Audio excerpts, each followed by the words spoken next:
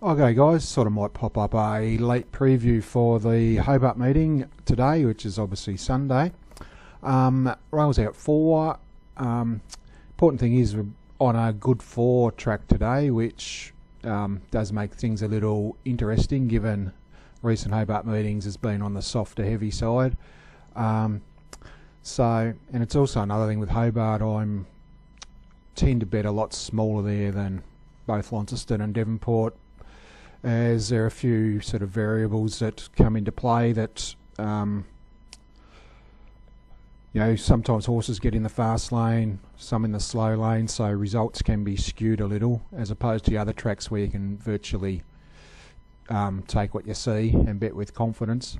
But anyway, there's a couple that I've picked out. The first one is actually in race 2 in the form of Cunning Fox.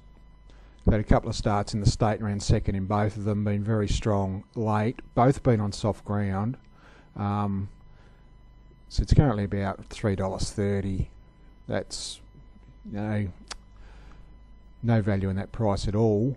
But if we just have a quick look here,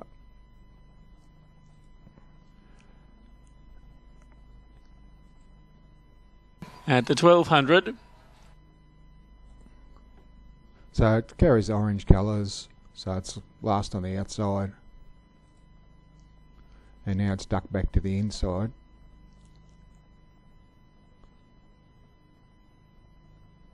And you got Medard here with the white nose, who came out and won last week in Launceston. You just have to like the way it's found the line. Obviously this was heavy ground.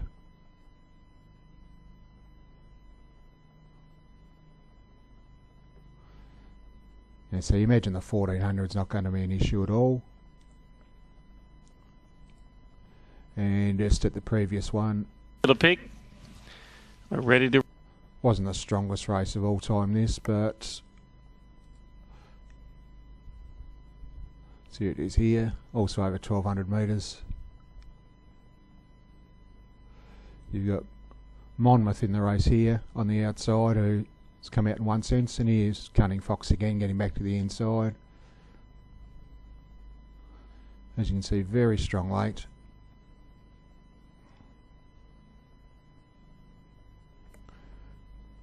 I said just with the price, pretty want something sort of closer to 4, so I'd hold your money early.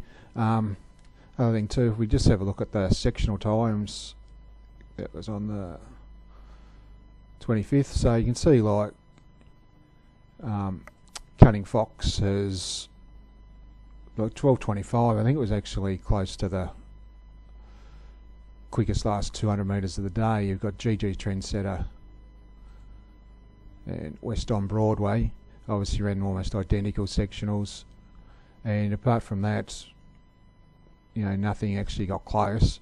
And then at its next start, the actual sectional time didn't actually go off this day for its last. It's got obviously a skewed figure there, but if you look at the fact that it's taken like a length and a half off the third horse over the last 200, you can probably take 0.2, 0.25 off that, so it's run about 12.3, which is the quickest last 200 of the actual day as well, except for Welcome Invader there. So nothing else has even got close to it, so including obviously in the good quality 3-year-old race. So even though it's going from slow to heavy, it's drawn barrier 9, it's going to get back. Still very happy to be on. Actually, the other thing I might just mention, I've only just started doing this, just transferring all the Stride Master data to spreadsheet, so enables you to do a few things like, just for example, we'll just pick a random race out here. Actually, I've got to get rid of these brackets, so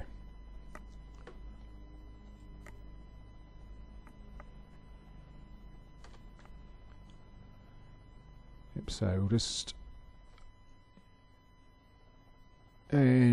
replace them with nothing.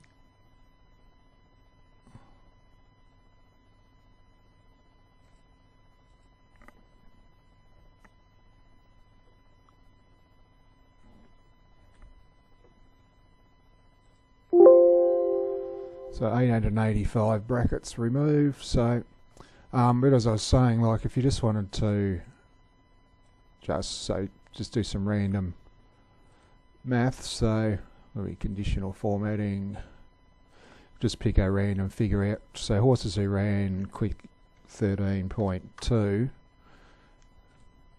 You can see there's 2 horses in the race who ran. You can just obviously play around with that in any number of formats. So happy with that. So Cunning Fox is the one just on the sectional times. As I said, there's that query going from soft to heavy ground. It's going to get back. If it's on speed dominated, you're probably dead.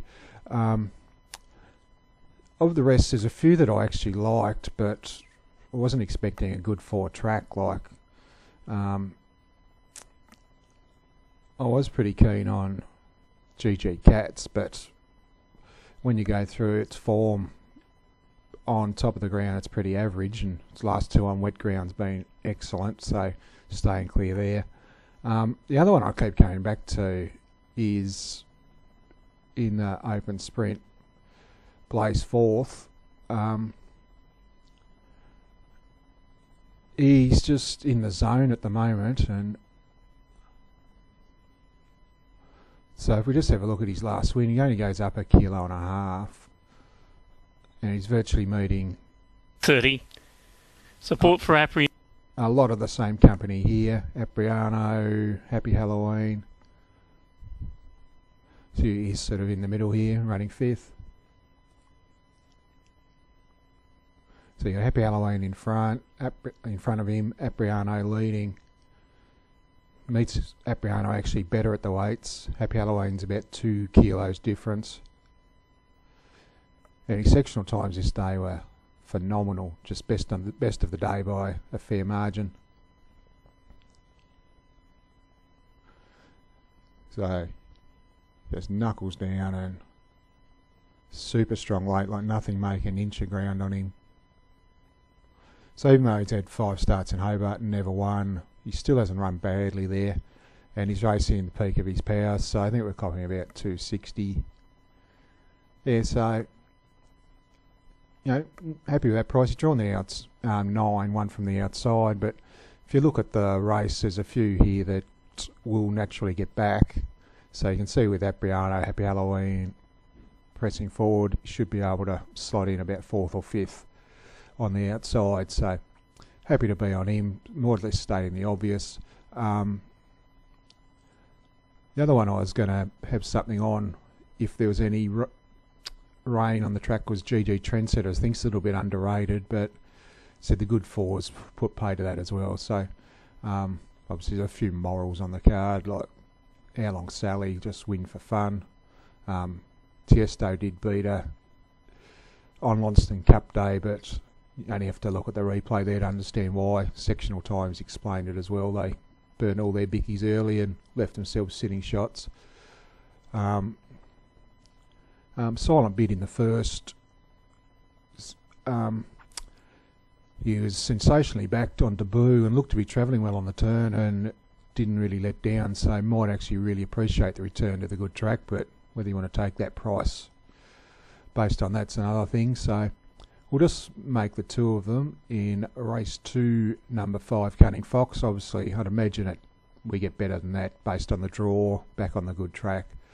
And race 6, number 1, Blaze 4th. Like I did back Happy Halloween last time, and it was a strange one, couldn't go at all early, but when you look at that Launceston replay, it's very difficult with only the 2 kilo turnaround to see the tables being turned. So yep, so we'll leave it there. As I said, short and sweet. So yeah, so anyway guys, we've got Sprayton next week, so until then we'll leave you with it. Thanks again.